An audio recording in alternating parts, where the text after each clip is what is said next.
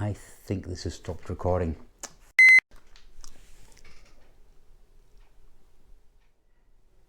Hi everyone, my name's Scott. Welcome to Planes, Trains, Everything, and welcome to my first ever Q&A session. And if it's a disaster, it could be my last ever one as well. I woke up this morning, looked at my phone and found 50,000 subscribers. The timing was impeccable. I couldn't believe it. I thought, this has to happen today, this Q&A session. So here we are.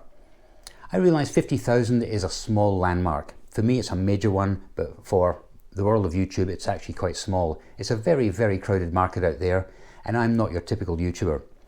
Most YouTubers I follow from a travel and tourism point of view tend to be couples. They tend to be in their 20s and 30s.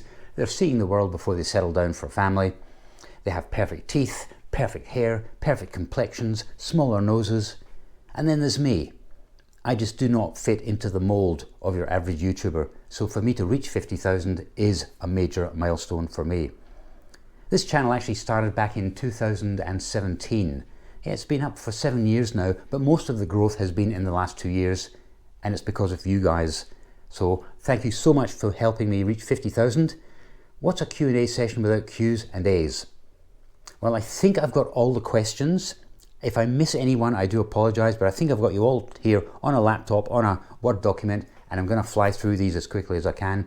I've broken the questions into 6 different segments, different topics. The first one is the travel industry and travel advice. So you ready? Fasten your seatbelts. Doug Lindsay. Out of all the travel companies you've used, which is the most disorganised and worst for keeping their passengers and customers informed? Ryanair. Fortunately, I have not had any problems with Ryanair actually. I have had problems with EasyJet, but Ryanair have this reputation of if something goes pear-shaped, the airport is like the Mary Celeste. You will not find any employees of Ryanair there to help you. Now there's a thing called the EU 261 rule, which says that A, you can get a refund, B, you can change free of charge, or most importantly, C, they will rebook you onto another flight even if it means another carrier. But to do that, you have to get in touch with Ryanair, which means you're going to have to phone up Dublin and speak to someone. Good luck in getting that done. Mark Sharp. Are there any transport companies you refuse to travel with or try your best to avoid? Actually, no. No one's actually annoyed me that much that I'd refuse to use them. Sylvia Witchy Comrie Witz. I love the name, by the way. How does split ticketing work? My brain hurts with it. Good question. It's actually legal. It's something which the train companies would prefer you didn't do because they make less money. Let's say you're travelling from Glasgow down to London. You buy a ticket through Avanti West Coast, it costs you X amount. However, if you were to buy 2 tickets, Glasgow to, let's say, Warrington Bank Quay to London, those 2 separate fares might undercut the through fare. And that's what split ticketing is all about. I travelled once from Penzance to Glasgow and I had 6 tickets. As long as you are prepared to have to change cars and maybe even seats, split ticketing can give you some pretty good savings. It doesn't work really on shorter distances, it really works on longer distance journeys. Do you have to change seats? Actually, no, I've never had a split ticket booking where I've had to change seats because the artificial intelligence in the background works out what your seat number is for that journey and for that journey and gives you the same seat all the way through. It doesn't always happen. So be prepared to move if you have to, but it's a good way of saving money. Jane Rogers, how do you get on with all the languages when you go abroad? I don't really.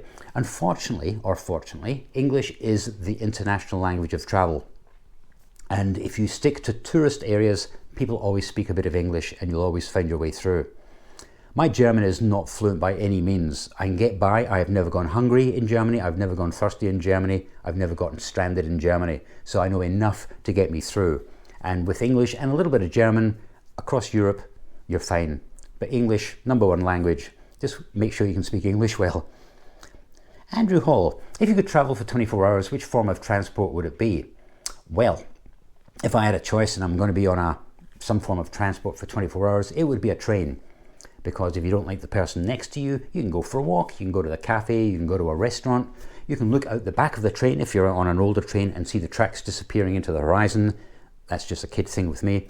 You can't do that on a plane or on a bus. I've got a laptop here, so ferry scenery, yes. Scenery on a ferry can be quite interesting when you're at a port but for the majority of the journey, it's pretty boring. Oh, look, there's the horizon again. Oh, wow, it's the same horizon as that horizon. It's pretty dull. So I would rather be on a train. You can move around a lot more, and you can always look out the window as well. Grace Collins. I've never been abroad, but at the age of 55, I got my first passport. Never delay in getting a passport. You never know when you'll need it. I have booked a couple of European coach trips, Wargraves and Bavaria, very nice, but would love to explore by myself. Where would you suggest a non-driver, lone woman travelers starts? I had to think about this one because I'm not really a retail travel agent, but if you're looking for a city break, I would go for Vienna because the attractions can be seen on foot. They have an excellent transport system.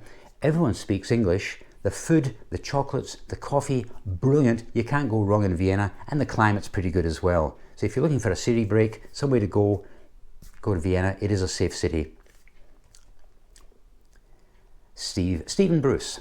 Any plans to do a Viking ferry Stockholm to Helsinki and then to my favourite place, Tallinn? Maybe. Never say never. Maybe in 2024, maybe in the summer, maybe in the winter, not in the autumn, and I'll explain to you why later. It is. I've been looking at the Baltic Sea area for some time now, and it's going to happen sooner maybe that rather than later. So watch this space. Christopher Fox. Which country you visited disappointed you and which one surprised in regards to being friendly and accessible? Haha. No country has ever disappointed me because I just love visiting new countries and new places. Although one city disappointed me, and that city is Naples. I've been there once in my life. It was in 1986, and I got there and I went, oh wow, what a disaster area. Now there was an expression, still is an expression, and it is, see Naples and die. And I've got this written down here. It identifies Naples as the most naturally and artistically beautiful city in the world, so beautiful that one needn't look upon anything else after seeing it. However, when I went there in 1986, I saw Naples and nearly died. What a dump. There were cars parked on pavements, you had to walk on the roads and risk being run over just to get anywhere. There was litter, there was crowds of people kind of looking at you. I did not feel safe at all in Naples. I went there, I spent an hour, and I got out, and I think I went to Pompeii instead. I've always wanted to go back to Naples and give it a second chance. I'm pretty sure things have actually improved in those last 40 years or so. But yeah, I was disappointed with Naples. I'm trying to work out what I'd written here. Yeah. Cities tend to be a little bit, have a reputation of being unfriendly towards tourists, and that's because day after day after day they get pounded with tourists. Once you get out of the capital cities, the countryside is fantastic. I discovered this in the 1990s. I went through a stage of going to the Tour de France in France every year, and Paris and the Parisians are, they've got a bit of a reputation, but you get out of Paris and get to some of the other cities and towns in France, it's a beautiful country and the French are so friendly. Get out of the capital cities. In fact, I'm going to talk to you later on about Berlin as well. Get out of Berlin. It's a beautiful city, but get away from those Berliners and you'll love Germany. Next question. Oh, we're getting into the personal questions now, part 2. Carrie Anderson. What's the reason for traveling alone on most of the trips? And do you prefer traveling alone or would you prefer company with you? I had to think about these questions. This one, it started as a hobby. It was a solo hobby. And as time's gone on, especially in the last 12 months, Sue, my son Blair, and Jasper the cat have been getting more involved in the channel. In fact, I've got a quote here from Paul Theroux. If you're not familiar with Paul Theroux, you might know his son, Louis Theroux. He's a good travel writer, excellent travel writer, one of my favourite writers actually, and he wrote something about travelling alone. He says it's selfish. It's very selfish when you travel alone, and it is. But he writes it down as, if you're with someone, they're saying, where are we going to eat? I'm hungry, or hey, look at that. So traveling is best done alone, but a vacation is best shared. And I think that hits the nail on the head. Next question. Similar kind of questions. Brian Flavel and Chris Archer. Have you ever thought about walking in Yorkshire? Have you ever been to Scarborough, North Yorkshire? Would you ever do a video there? Well, I've got a little soft spot for Yorkshire.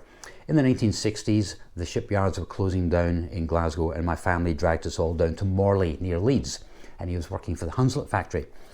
And since then, he always had a little soft spot for Leeds United. A wee guy named Billy Bremner used to play for Leeds United from Scotland as well. There's a kind of a Scottish connection with Yorkshire. And every time I've been to Yorkshire, including Scarborough many, many years ago, I've loved the place. So yes, I will be returning to Yorkshire. I have been to Scarborough. I want to go back again. There's something about Yorkshire. I love the area. I will be back. Maybe this year. Who knows? Stuart Ross and Hole in 8. What's your dream journey that you've always wanted to go on, and will there be a second challenge with Steve Marsh? See, I knew his name would be mentioned at some point, you know. My number one destination has always been Antarctica. Now, I'm trying to keep this Q&A session to a minimum, but I've got some great stories for you. When I was at school in Australia, I wanted to be a meteorologist. I still have an interest in weather, in climate change, and I wanted to be a meteorologist.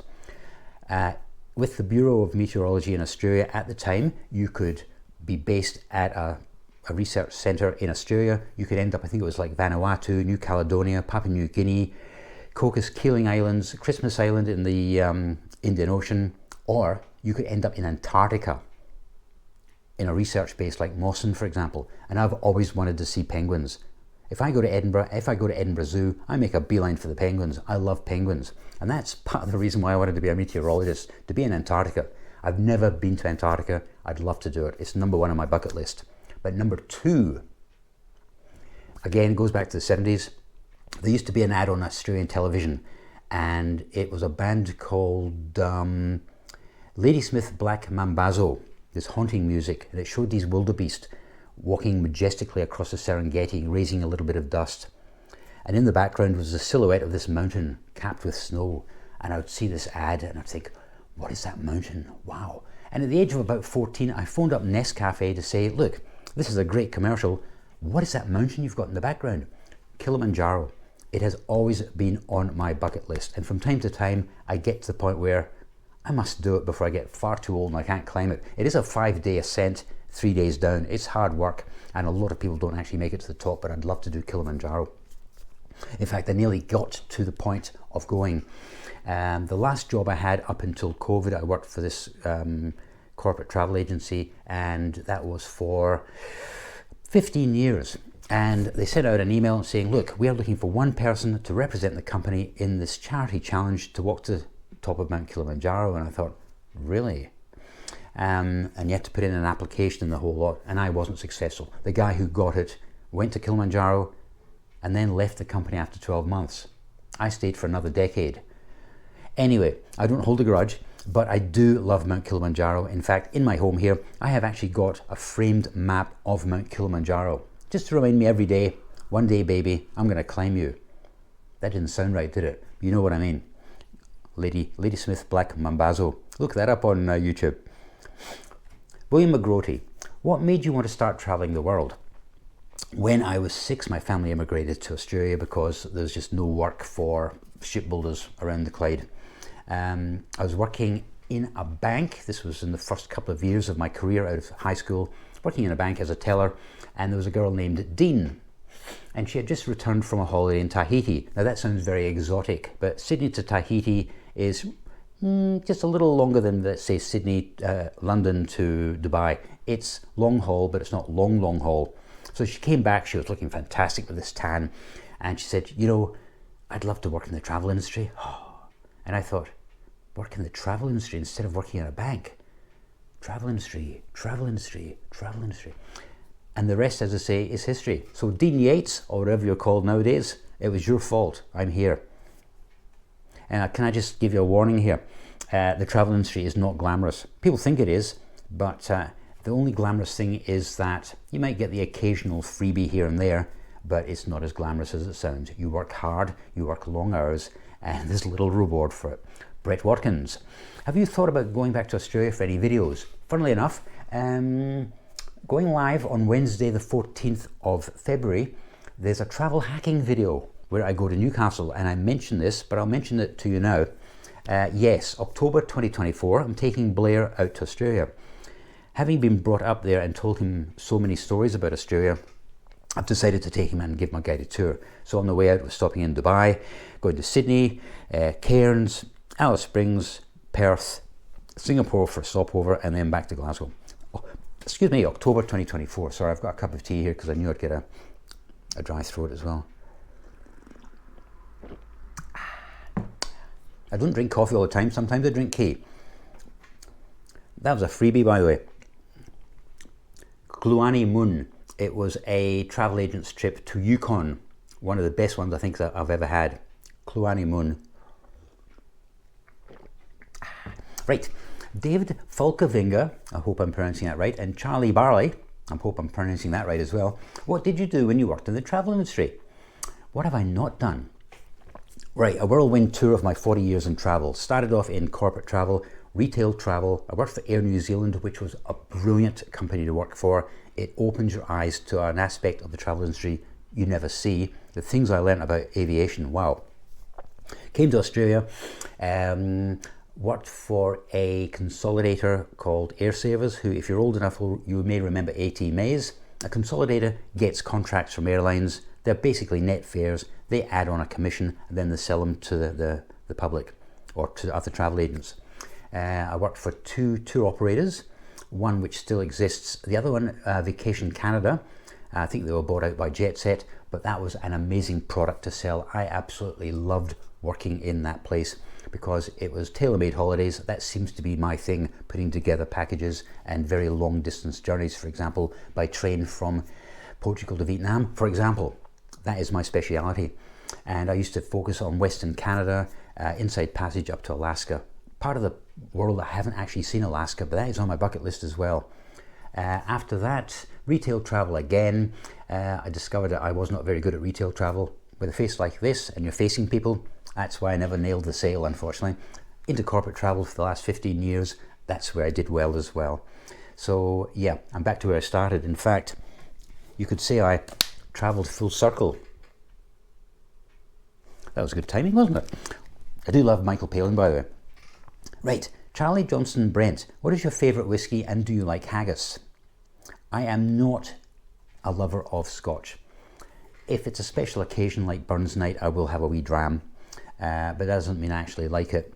But I do love haggis. I could eat haggis till I burst. Jake Buchanan, would you ever do a travel challenge with me and my partner? That sounds pretty unfair because I would be outnumbered. That's all I'm going to say. I would be outnumbered. It was hard enough having a challenge with Steve Marsh. To have a challenge against two people, I might have to coax my son into doing it, and he wouldn't do a challenge. He just says, no dad, that's not for me. I would have liked to have said this portion of the video was sponsored by GoPro, but it's not. GoPros are actually good cameras. They really are good cameras, but they're a little bit temperamental at times. I was watching the timer, which is just above the viewfinder, and it stopped at about 6 minutes and 17 seconds. And I thought, is it actually recording or not? So I had to stop. I had hoped to do this all in one continuous video, but of course GoPro ruined that idea, didn't they? Right, Q&As. Tyler Travels 17. Have you ever had interesting stories on an airline you've travelled on, either good or bad? Yes, I do. It was 1990. My grandmother had passed away in the UK. I was living in Australia, so I decided to go over to the UK, represent the family. At the time I was working on Air New Zealand, and you got an airfare called an ID 100, which was an industry discount, 100% discount. I think you still paid taxes, and it was a standby ticket. And the plan was to travel from Sydney to Los Angeles on United and then on to London. That was the plan. Anyway, we're on this brand new 747 on United Airlines, and we are approaching LAX, and something must have indicated in the cockpit there was something wrong with the nose wheel and some of the wheels coming down underneath. Undercarriage? Yeah. And we flew low over Los Angeles airport. There were people there with binoculars, and they said, yeah, it hasn't come down. It's showing, but it's not fully enabled. So we came down on a very hard bang onto the runway to see if it could dislodge everything.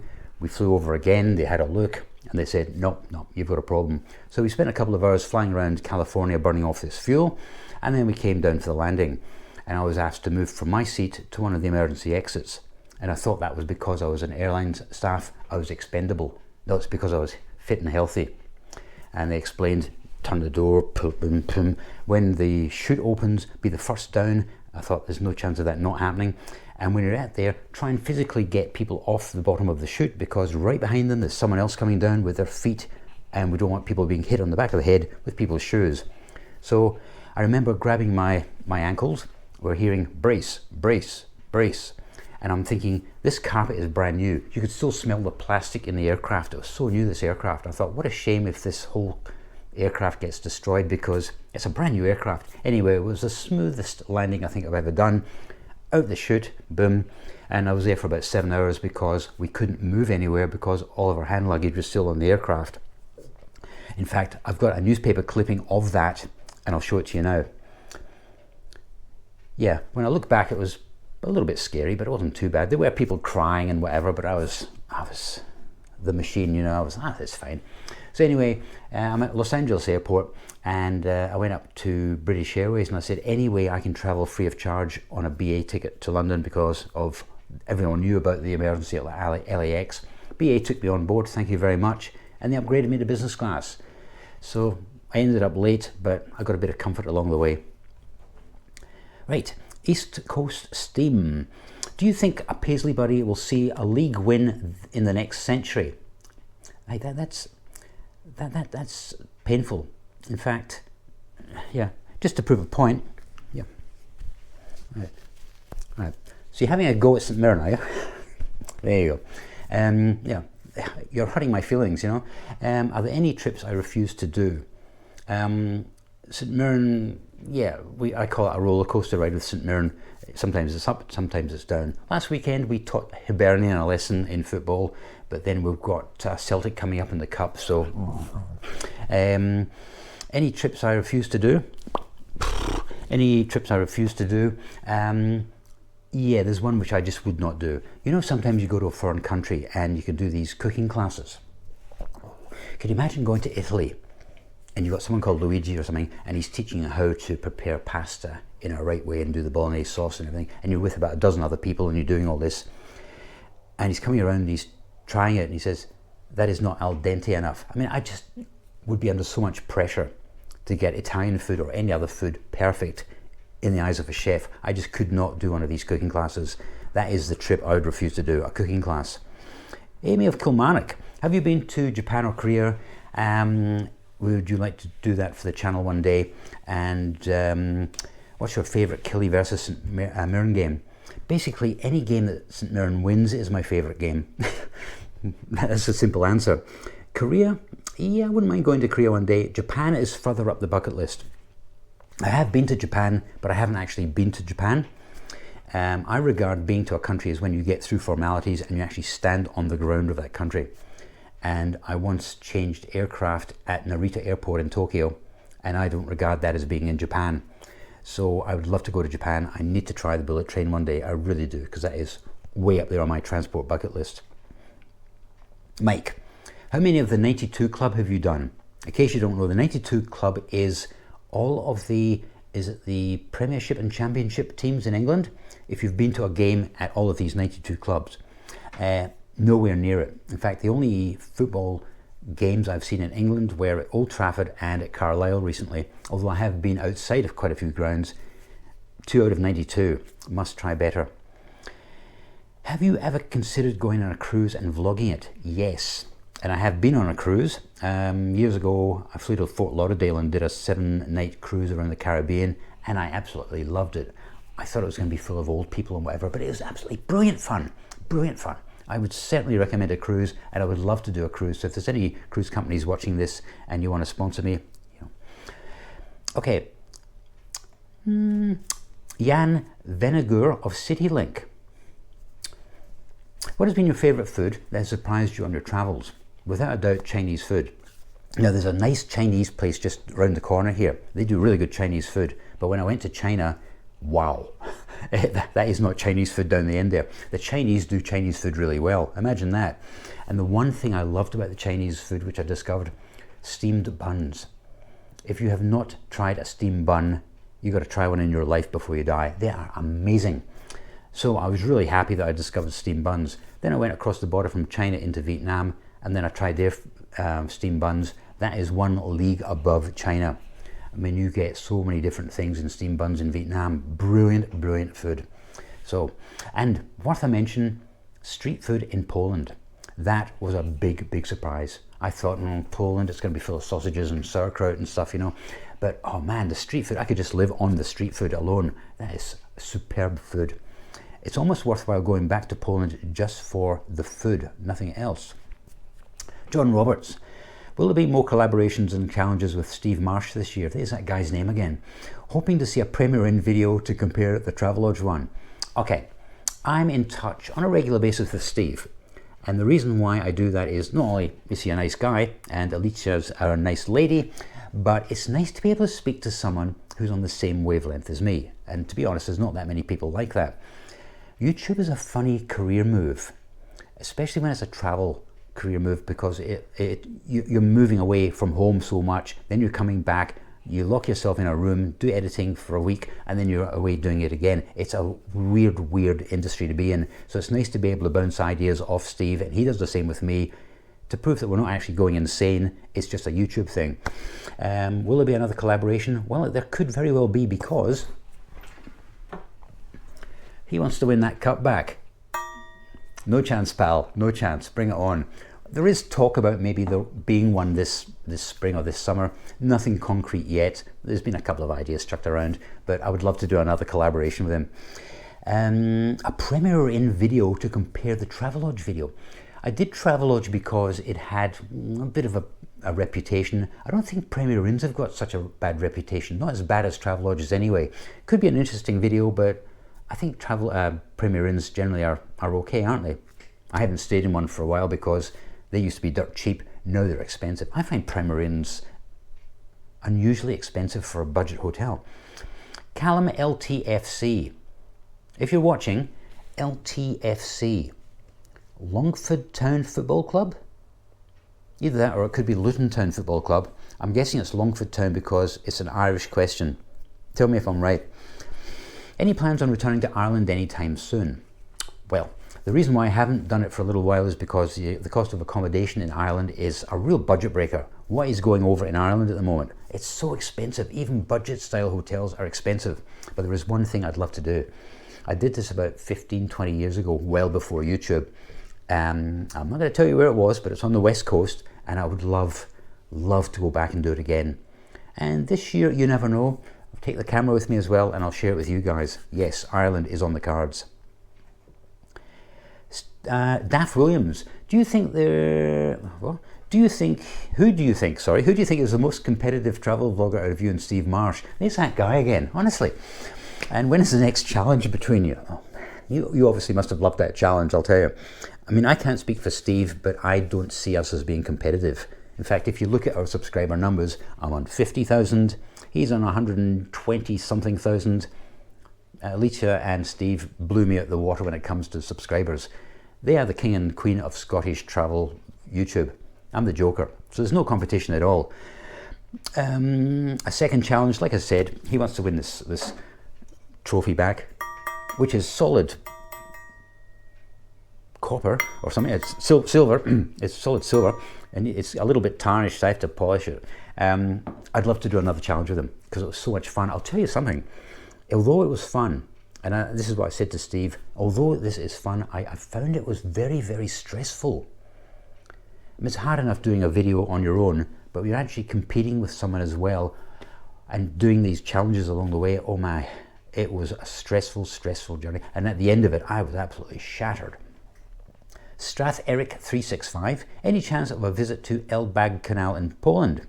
Well, funnily enough, this is how I work, I've got these folders with different countries, and in them I've got little maps and things that I've saved, PDFs, articles, whatever, and if I find myself going to a country, I will then look in my folder and think, that's a good idea, yeah, I might do that. No, I might not do that one this time, but maybe next time. And the canal is actually one of the things which is worth investigating at some point, along with the Polish food. So yeah, you never know. I'd love to go and have a look at this. It's a engineering marvel. I'd love to do it. Yes. History leisure. Any plans to go to Japan or the USA? As I mentioned before, Japan is on my bucket list. I want to travel on a real bullet train. Really have to do that. The USA, yes, USA by Amtrak. That is on my bucket list. Won't happen this year, but next year, watch out. Topic 3, favourite places and things. Carol Ann King, what is your favourite place in Scotland? My bed. It doesn't matter where you travel, nothing feels as good as your bed on that first night when you get back from travelling. And you know what I mean. But seriously, Glencoe. Glencoe, I think, is the most popular natural scenic attraction in Scotland, and if you've ever been through Glencoe, you'll understand why. I mean, it looks pretty impressive from a car window or on a coach, but you need to walk through Glencoe to fully appreciate the beauty of it. And just after COVID, I actually walked the West Highland Way because I had nothing else to do, as you do. And I walked between Bridge of Orchy and Kinlochleven. If you're going to walk part of the West Highland Way, walk that part. It is absolutely stunning. You walk through Glencoe, and you can thank me later. Mark 201185. That's not your birthday, is it? 20th of November. Do you have a favourite European city that you'd be happy to go back to again and again and vlog it every time? I love Berlin. In fact, after COVID, I just toyed around with the idea, if I moved to Berlin, how would I survive? Looked at the cost of accommodation or whatever. It's very hard to get rented accommodation in Berlin. There's a real chronic shortage of it. I love Berlin, but the Berliners are pretty tough people, a tough nut to crack. In fact, there's an expression regarded as being cold, outspoken and rude. And there's something called Berliner Schnauzer. They just like to keep you in your place. And if you have any faults, they're more than happy to bring it to your attention. Berliner Schnauzer, hard work. However, if you want German, if you want friendly people, again, Vienna. 2012 I was there. That was, in fact, the first time I opened up a YouTube channel, and I still have the original footage of this trip to Vienna and Bratislava, but that was in the days before I discovered high definition cameras. You don't want to see that, and you don't see my face anyway, so what's the point? So anyway, 2012 Vienna, and I thought, this is a fantastic place, I could live here. When I went home, I looked into it, and sure enough, it's regularly voted every year as one of the most, if not the most livable city in the world. Vienna. I would love to, if I had a ticket to go to Berlin or Vienna tomorrow, it'd be a tough call, but it may be Vienna, just.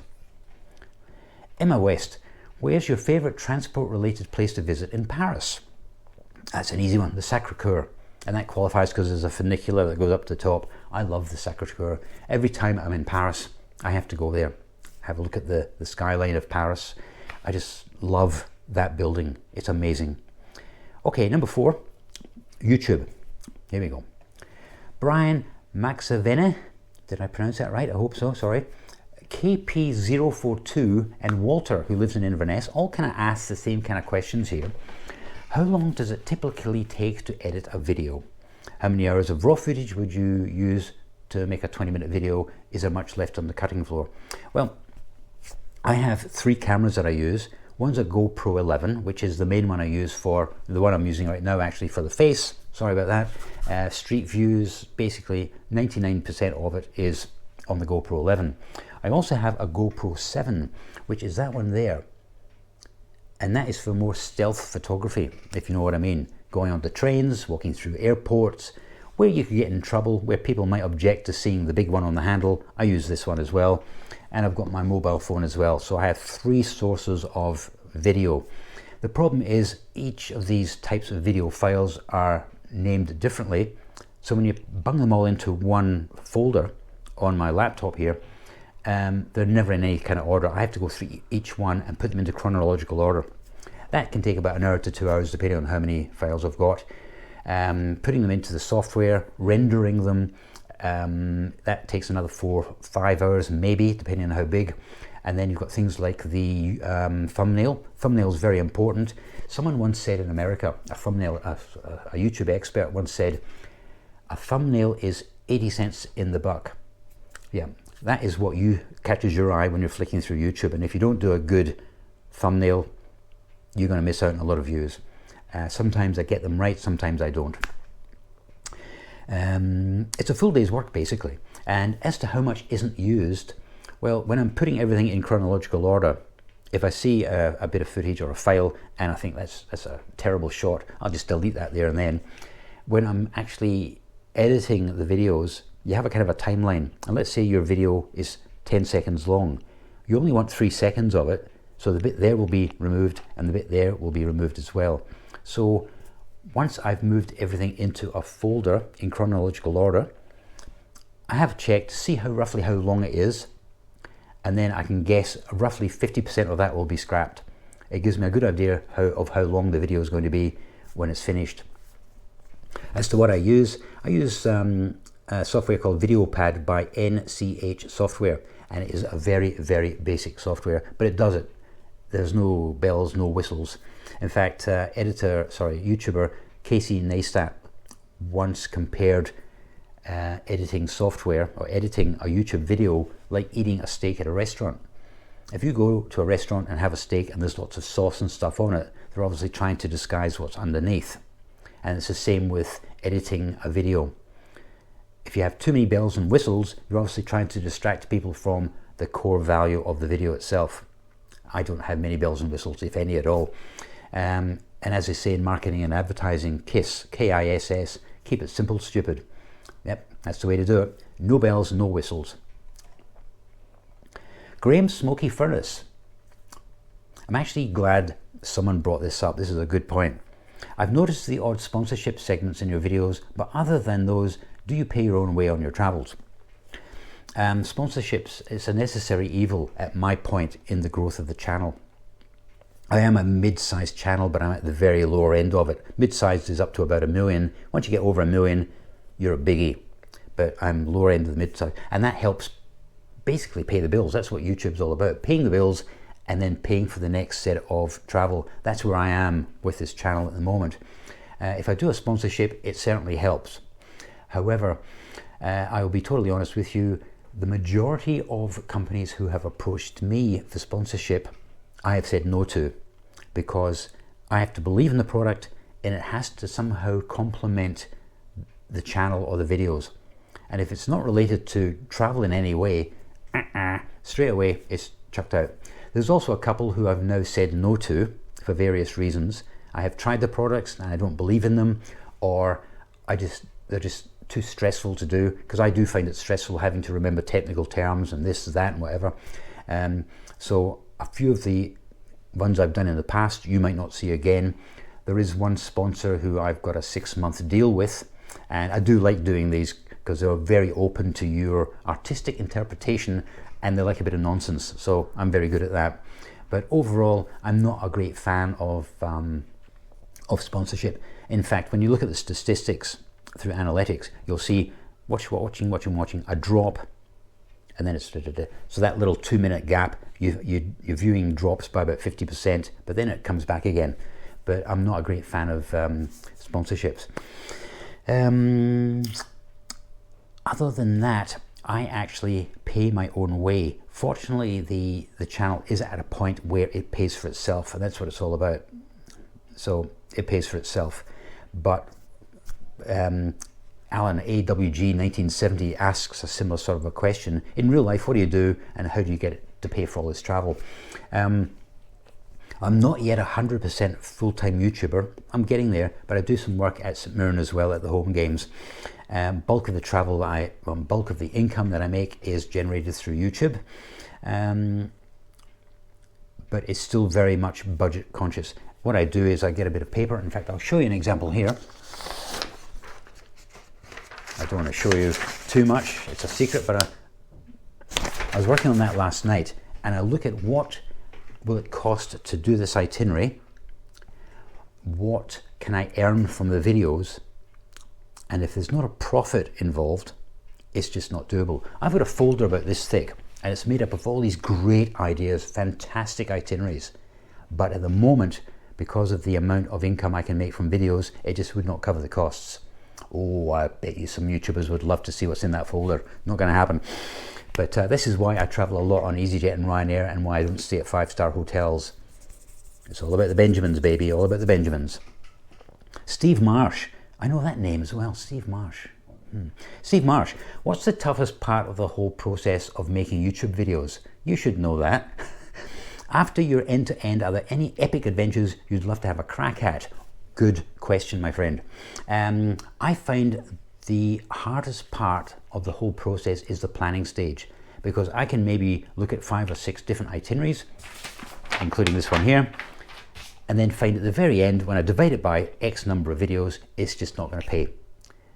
And then it gets pushed aside, put in a folder, and then I move on to the next idea. That is the toughest bit. Once I'm on the move for the camera, that's easy. The editing I love, because you can use your kind of artistic interpretation as to what you want to do and whatever. I love the editing part, but the actual planning itself, although I do love the planning, there's a lot of frustration in it because, like I said, 4 times out of 5, it's just not going to pay the bill. Mark Owens of travelshorts.com also asked about an epic journey. Now here's a good story for you. 2018, when I was getting ready to do the end-to-end journey from Portugal to Vietnam, I thought, this is going to be one seriously epic journey. What can I possibly do which is going to better that? And I couldn't think of one. Now, if you've been watching my channel for any amount of time, you'll know that I've got a love affair with the Orient Express. I'm a bit of an Orient Express stalker, really. I have seen it in Paris, I've seen it in Prague, and in fact, on the Sunday, the 18th of February, I'm in Budapest, and the Orient Express gets a mention there as well. I'm a bit of a sad man when it comes to the Orient Express, but let's face it, that's probably the nearest I'm going to get to being on the Orient Express. And I had an idea.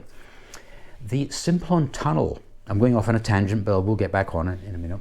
The Simplon Tunnel was opened in 2006.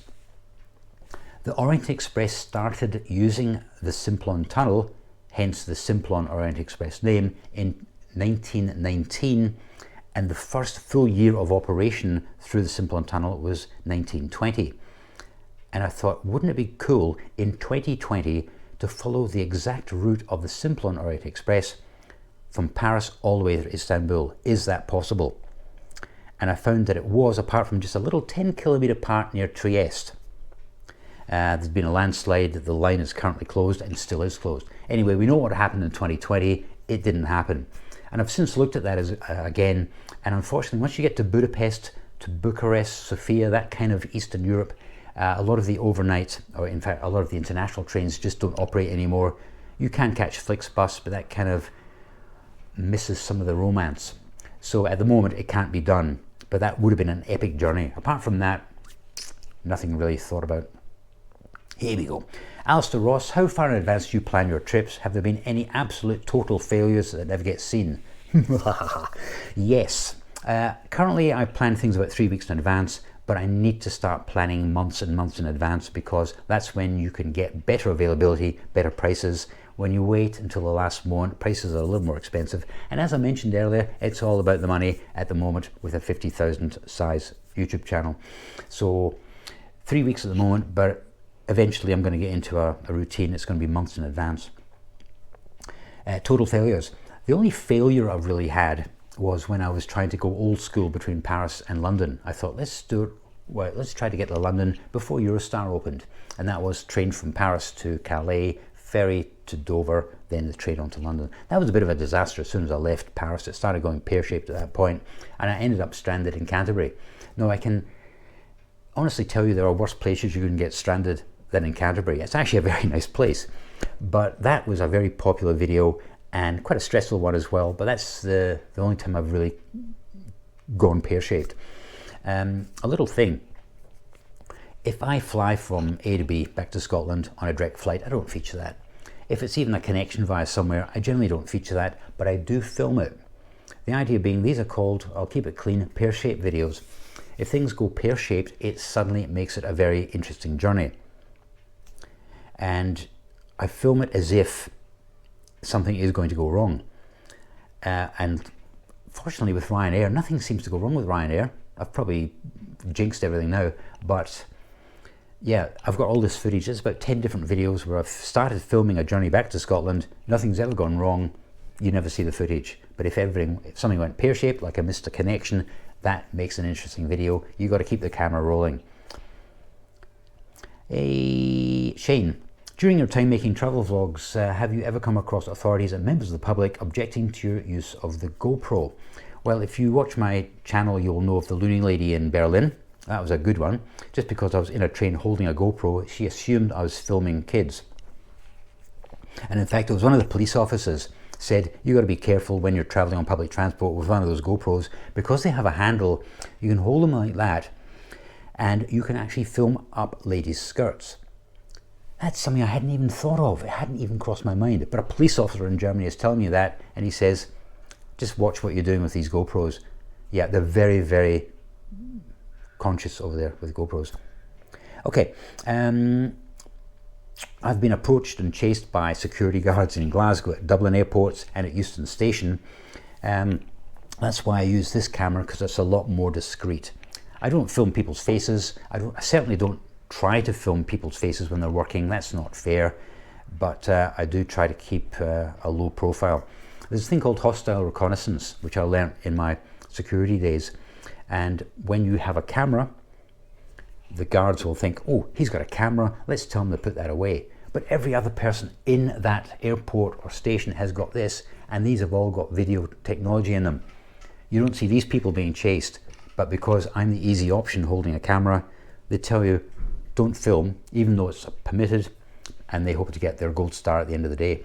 I actually did training at Glasgow Airport, and I specifically asked them, what's the story in regards to filming? Well, as long as it's not for commercial reasons, it's fine. I was actually pulled up at Glasgow Airport for filming. It was the roof. It's got a nice arched roof. You can't film in the airport. And I said, yes, you can. No, you can't. And I said, where are the signs saying you can't film? It's just part of your agreement when you enter the building. And I said, actually, it's not. Because if you go up to the first floor, use your barcode to get into security. Once you're entering the security hall, then you see a sign saying, beyond this point, no photography is permitted. I rest my case. Sometimes security guards are a little bit twitchy. How did you get used to vlogging in public, or did you? I try to avoid crowds, because if you do it in a crowd, someone's going to be behind you going, or doing a stupid dance or something. So I try to avoid crowds if I can. I'm always conscious of how many people are behind me. And very often, and this is something you don't see, I can be holding my GoPro, talking to the camera, and behind the camera is a wall or a hedge or something. That way I don't get distracted by people walking towards me. I can focus on the camera. There's a little tip for you. And I came to the conclusion once that, okay, I might look like a bit of a plonker talking into a camera, but I'm never going to see these people again. But they might see me on YouTube. That makes it all worthwhile. It doesn't worry me too much these days. Peter Mitchell, can you share any planned trips for 2024? Well, I've got a low-cost challenge with a twist. That's all I'm going to say on this. In about a week and a half. I've got an artificial intelligence video coming. You might be thinking, wow, any sort of intelligence on this channel is a step in the right direction. Haha. Artificial intelligence in travel. This is something you have not seen on YouTube before. I'm the initiator, not the impersonator. Just remember that. I've got a Lufthansa challenge, which I can't wait for, because A, I'll earn some good miles and more miles. And also I haven't been on Lufthansa for ages, and I like that airline. And of course, Australia in October. Right, I'm going to charge the battery on this GoPro. That's another bad thing about GoPros. The batteries flatten very quickly. We're going to move on to part 5, hard to answer questions. In fact, I might just see if I can get this done without running out of power here. It's gone amber. Larry Balter, myself and partner, another subscriber, are expecting our first child in August. Congratulations. What would you recommend as a good name for a boy or a girl? Asking a YouTuber for a name recommendation is not a good move, I can assure you. I can tell you what I did with Blair. Sue and I couldn't decide on what we're going to call our unborn child. And so I had a list of 5 boys' names, a list of 5 girl names. She did the same. We consolidated them into a list of 10, and we just started crossing them off. I really don't like that name, we'll cross that off. I like that name, I'm not overly fussed, we'll cross that off. And we came down to 2 names. Excuse me, Blair for a boy. And I can't remember what he was going to be called if he was a girl. Can't remember. But anyway, he's a boy. So yeah, that's the only thing I can suggest. Try the old list and then weed it down. Hopefully you've got time. Yeah, August, you've got plenty of time. Alicia from Montrose. Vitam, how are you? I was wondering if I was going to hear from you. What's your favourite? Planes, trains or everything? What kind of a question is that? Oh, geez, oh, that is a hard question. I thought you might have asked, oh, what's your favourite colour? Or what's your favourite football team? But planes, trains, or everything, it would have to be everything, because everything includes everything other than planes and trains. Yeah, that makes sense. Nice food, hotels, scenery, hiking. Yeah, the everything part is always the more fun part. And lastly, how's the battery? Oh, it's still amber, we're doing okay. The book, End to End. Aniano Enrique, have you plans to write another book? It's been said that everyone has a book inside them, and for most people, that's exactly where it should stay.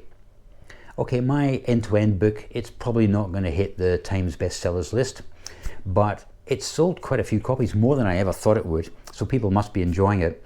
A second book, I've got an idea for a second book, and it's aviation orientated, but I need the time and the inspiration. But if I do a second book, it's going to be to do with aviation. Neil AAFC, having read your book I got for Christmas, excellent by the way, hint hint. Other plans for a video discussing the journey? I've actually had a few people ask me that. Back in 2019, I uploaded a 16-part chronicle of the journey.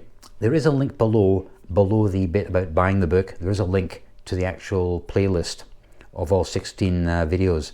So yeah, you can watch it along and you'll see my face. Unfortunately, I haven't aged a bit since 2019. Don't believe it. David Elias, what has been your favourite trip? End to End was by far the best trip I've ever done. Travelling through Siberia in summer was an eye-opener. If you ever watch a documentary about the Trans-Siberian, for example, and you've got celebrities travelling, they'll always travel in the middle of winter. For example, Joanna Lumley. By the way, Joanna, if you're wanting a collaboration, just give me a call, right? Joanna Lumley, she's like minus 50 Celsius in some God-forbidden station in the middle of Siberia. People like to see people on TV and YouTube suffer. But I went in summer, and there's miles upon miles upon miles of wildflowers, and it was an amazing sight. Passing through the Gobi Desert, or the edge of the Gobi Desert between Ulaanbaatar and Datong in China, was amazing as well.